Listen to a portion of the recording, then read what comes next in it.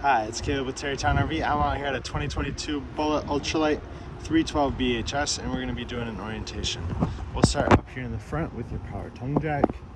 So on the left, you have light switch for the docking light there, and you extend and retract to raise and lower the front.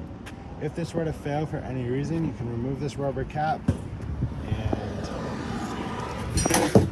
this cranker right here will fit inside the top here, and you can manually crank this up or down. That way you don't get stuck on your vehicle or stuck at a campsite. Behind that is your two 20-pound propane tanks with the regulator in the middle here. Just point this towards the tank you're using, just like that. Switch it between the two. You have your location for your battery here, or batteries. You can fit up to 2, and behind that is your battery disconnect. So right here, it's in the power on location or position. That means your batteries are on, they're connected. If you want to turn this off, turn to the left, that'll disconnect your batteries. That way they're not getting drained down. But if you want your batteries to charge, either through your vehicle or through shore power, turn this into the on position. Right here you do have a spot for a portable solar panel. That'll trickle charge your battery. You just set your panel down on the ground, plug it in, and that goes up to the battery there. Come around to this side here, you have pass-through storage, your solar controller box here. This is just where all the wiring goes, as you can see. And you have this box labeled inverter prep. So it's prep for an inverter. That's where it would be mounted if it had one, but it does not have an inverter on the unit. It's just prepped for it. So it has the wiring and stuff run for it. Then you have your docking station here. So up at the top are your water connections. On the left here, you have a black tank flush, which we'll go over in a little bit. You have your freshwater connection in the middle. That's just a gravity fill there. So you stick your hose in there, turn it on, and it's gonna start to fill your freshwater tank. Once that tank is full, then you'll use your water pump to pump that out of the tank and throughout the unit. And to the far right of that is your city water connection. So if you have full water hookup, hook your hose up there, turn it on, and that'll be what creates your water pressure for you. Then right here, you have a hookup for winterize, or it's labeled winterize, and you have winterize valve right there. So to winterize the unit, hook a hose up to here. The other end of the hose goes into your antifreeze. Turn winterize to on. Turn your water pump on, and that is going to draw the antifreeze up through the unit, and you can go through each faucet and run antifreeze to it. And you do also have a water heater bypass right here.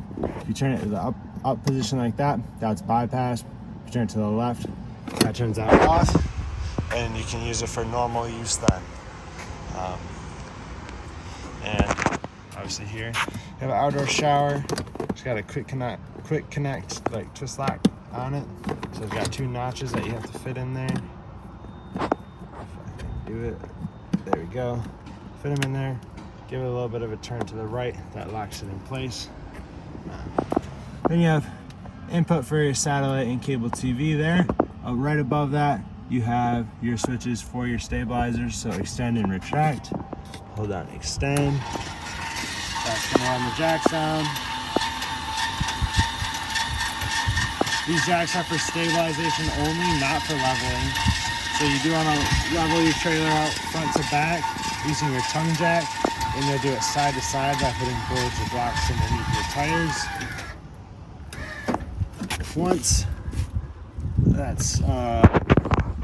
Once it's leveled out, you can run your stabilizers down. You can see that foot pad is messed up, so I'm gonna retract this up here a little bit so I can go adjust that. It just rotates a little bit. So just turn it just like that. And we'll run these down the rest of the way. So extend.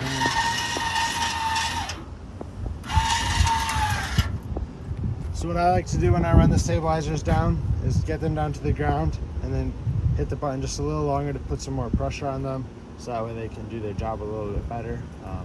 Otherwise, if there's not that much pressure on them, they tend to shift with the movement inside instead of grounding the trailer and keeping it stable.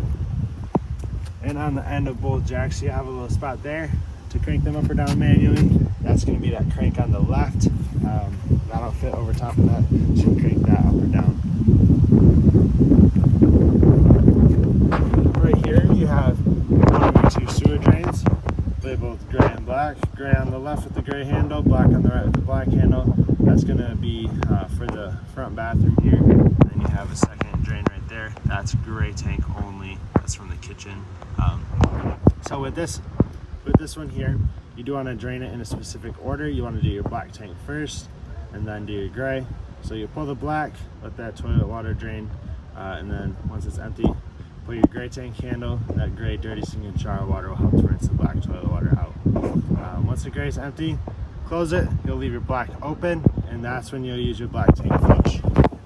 So you'll come back up here, hook a hose up to the black tank flush, run water in there for probably 5 or 10 minutes, and that's going to spray around your black tank, help rinse it out and clean off your sensors. Then you can turn your water off there, close your black tank slide valve, put your sewer cap on, and you're all set to go. For the second drain here, with it being gray tank only, just hook your sewer hose up, pull it, and drain it. Once it's done, you can close it, put your cap on. You can see a red and blue line hanging down over there. That is your low point drains. Those are going to be used for winterization. You open them up, they drain the water out of the lines, and then you close them and run antifreeze through the system.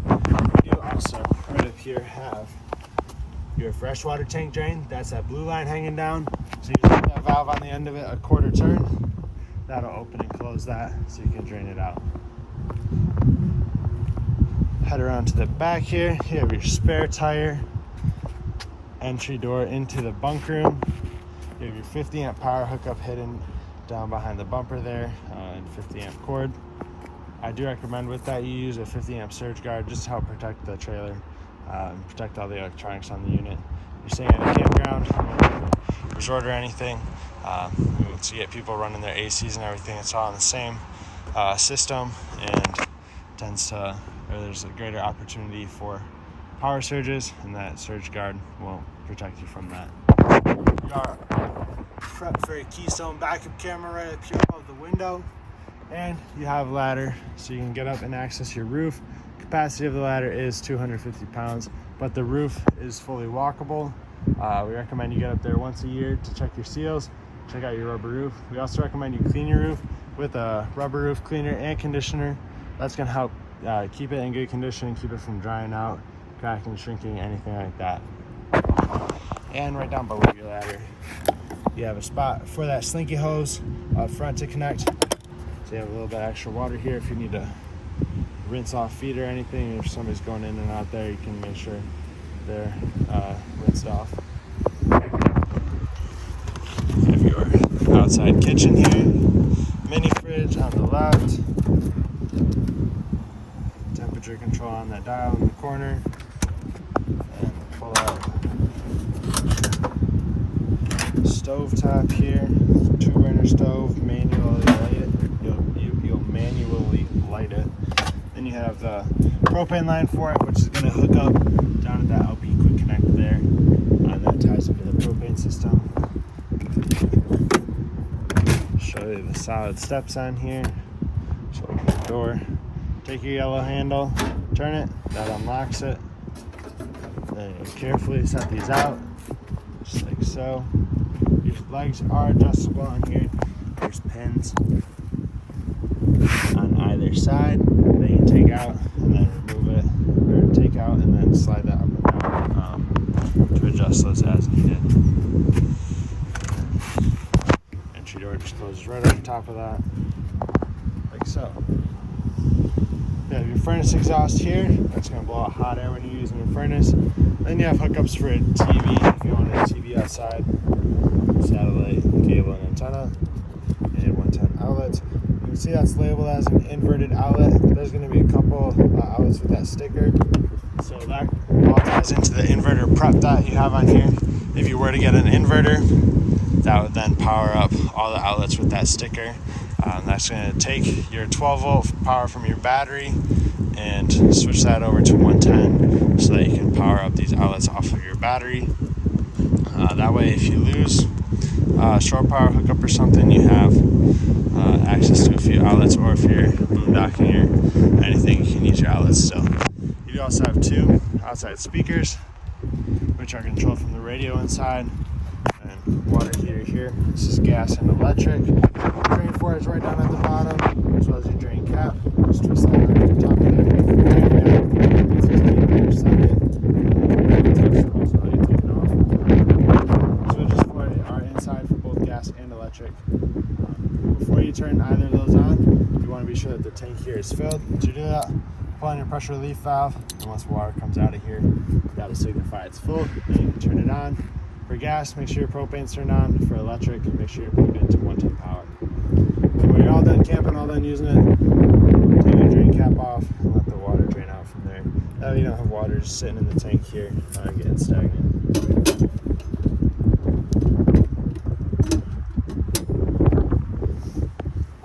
Yeah, traditional pull-out, fold-down steps here. Fold out, and those fold down, and you have access up into the front bedroom. And we can see the front, or the other side of the passive storage. Some pegboard there, so you can fix on it. You have a switch here. You do your LED lights on the front cap. And small light here. This has a little push button in the center of it. We can work our way inside here now. Sorry about the wind here. So we have everything closed up right now, so this is what it's going to look like with the slide out in. You can see the bunk area in the back. And right behind us is your control panel. So up at the top, check the levels of your holding tanks and battery. Shows 2 black tanks on here. There's only 1 black tank because there's only 1 bathroom, so black 2 is always going to read empty. You do have 2 gray tanks on here though. Then you have the controls for your water heater on gas, water heater on electric. In the middle is your water pump. So if you're winterizing the unit, or if you're rustic camping, you have the freshwater tank filled, turn that on. Then you have porch light, which is outside, and your ceiling light, which is the ceiling lights in here. All of them do have a push button in the center, so you can turn individual lights off as needed. That way you don't have to do all of them or none of them. Then glide room 1, it's your only slide out on here. Pull down out, and that's going to extend that out.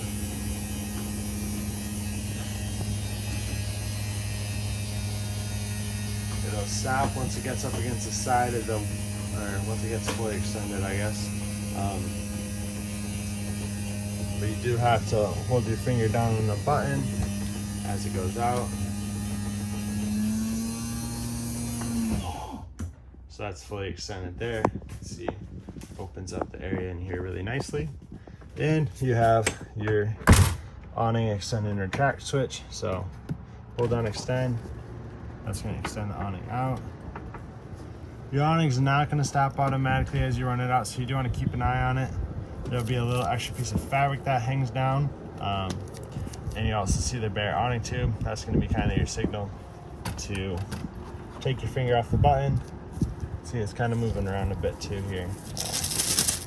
But that's the extra fabric there and the black awning tube. I'm going to close this back up because it's pretty windy out here. That way it's not bouncing around or anything. So just hold down, retract. That's going to retract it. It'll stop once it gets up against the side of the unit. Your arms are adjustable too. If you pull down on the bottom piece there, it's going to bend in the middle, and then you can adjust it so that water drains off of one side or the other. That way it doesn't just pull up in the middle and put extra weight onto your awning. Right above the control panel here is the switch for your bed lift. So you have the bed here on the back. It goes up, you can see the tracks for it. So turn it on. Push up, that's going to lift that up.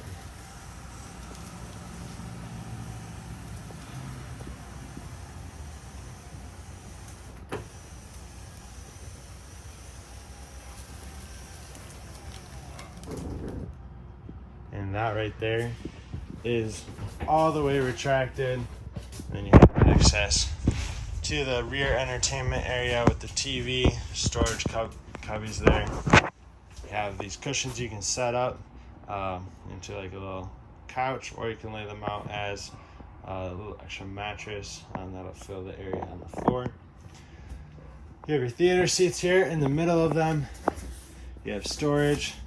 You have pull handles hidden down here in the corner, right there. That'll slide those out. Just manually push them to retract them. Have the booth here. This does turn into a bed. On the bottom here, you can see there's a strap, so you'll push down on that. There's also a lock on it here. So if you have this facing left, that's unlocked. If you want to lock this in the up position, I have to push it up just a little bit more. There we go. Lock that in the up position. You'll push it up to the right there, and now I can't push down on the table, so that locks it up. But doing this to the left there. To unlock it, push down on the table. It's going to slide down. You'll have to move these cushions a little bit, but once that's fully down, take the rear cushions and you fill in the gap in the middle, and then you have an extra bed. Head up into the bedroom now. On the left here, you have your exit window. If you ever do have to use this in case of emergency, pull the red tab here on the left. That's going to pull the screen out. Then you can take the handle, push it through, and you can jump out the window. Otherwise, you can have it open for just regular ventilation like so. There's a notch on the bottom of this that holds it in place there. When you close it, be sure that it's fully latched there so that it doesn't get sucked open by a gust of wind. Right on the wall, you have a sticker for it's labeled TV mounting bracket, or it's backed for a TV mounting bracket rather. So there's a backer built into the wall here. Use a stud finder to find out exactly where that's located. They don't always center up the sticker where the backer is, and then your hookups for that are right up above. You do have 110 outlets and USB outlets on both sides of the bed, and the little cubby area there. Pick up on your bed. You do have some storage there as well. A ladder so you can get into the bunk area. And your breakers and fuses are located right here. So your breakers are on the left, everything's labeled. Fuses on the right, everything's labeled there. If a fuse were to go out, there will be a LED that lights up, and you'll be able to see that through the window there. You do also have an access to your front passenger storage. A lot of people like to put a laundry basket underneath there so that when they have dirty clothes, they can just throw it in there. It's not inside the unit taking up space or kind of smelling up the area either. Head back towards the living area and the bathroom. So open this up. You have a toilet with the full pedal flush. Halfway down brings water just into the bowl. All the way down opens up the flange on the bottom and flushes the toilet. You have your shower and tub there. And there's a vent with the fan right up above. You crank this to the right to open it up. Turn your fan on in the corner here. Crank it to the left to close it. You want to be sure, obviously, you close that if it's raining. Also close it when you're going down the road. That way a gust of wind doesn't knock it off or bend it or anything. You have a resettable GFCI outlet in here. So if any of your outlets aren't working, come in here, make sure that's not tripped. So that you can reset it. It's got the button in the middle. And light switch right inside the door.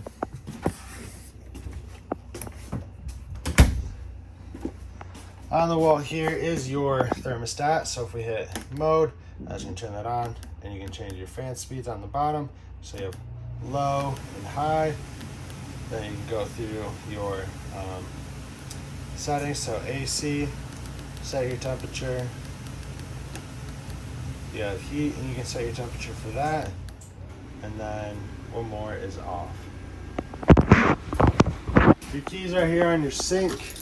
You have 2 sets of door keys. That's these purple keys. And then these gray and black keys are going to be for your compartment doors. You have a little charging post here in the countertop. You have 2 110 outlets and 2 USBs. So then that does slide down and store in the countertop. Push that down. And now it sits flush. Push that up. So bring that back up. When you let this close, you do want to let it kind of guide it in there so it closes slowly. If it drops, you can mess up the spring mechanism in there, and then your top is not going to stay down. Microwave.